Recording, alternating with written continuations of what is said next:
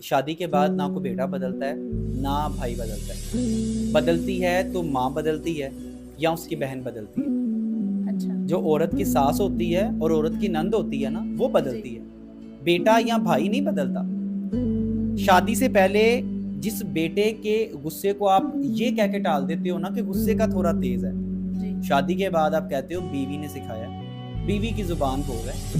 شادی سے پہلے اگر بیٹے کے منہ سے کوئی بدتمیزی والا لفظ نکل جائے نا، تو آپ کیا کہتے ہو؟ بس بڑا سیدھا ہے، منہ پہ بات کر دیتا ہے، اس کی کمزوریوں کو چھپاتے ہو۔ اور شادی کے بعد کیا کہتے ہو جی آپ؟ ہائی لائٹ ہو جاتی ہے نا، اور ہائی لائٹ ساتھ کون ہو بیوی کو جاتی برا۔ ہے؟ بیوی ہائی لائٹ ہو جاتی ہے، ٹھیک ہے؟ تو بدلا وہ نہیں ہے، اس پہ تو ذمہ داریاں بڑھ گئی نا، اس پہ تو ایک ذمہ داری اور ایڈ ہو گئی۔ آپ کے سوچنے کا انداز بدل گیا ہے۔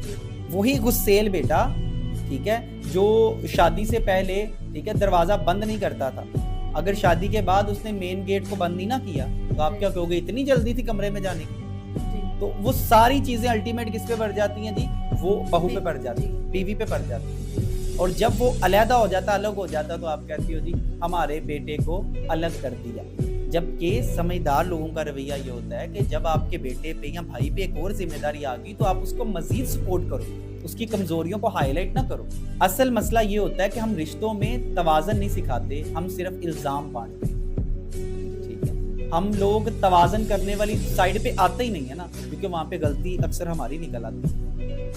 تو پھر اینڈ پہ جب مرد اپنی بیوی کو لے کے الگ ہو جاتا ہے نا، اس کے پیچھے بھی ایک نفسیات ہوتی ہے۔ جب مرد سارے زمانے کی ٹھوکریں کھاتا ہے نا، اس کو سکون والی ایک جگہ چاہیے ہوتی ہے، جبکہ آپ اس کو وہ سکون پرووائڈ نہیں کرے۔ تمہاری بیوی نے یہ کیا، وہ گندی ہے، وہ یہ نہیں کرتی، وہ ایسے نہیں کرتی۔ جیسے آپ اپنے بچوں کی کمزوریوں کو ڈھانپ سکتے ہو، ڈھانپ تو اس کو بھی سکتے ہو نا۔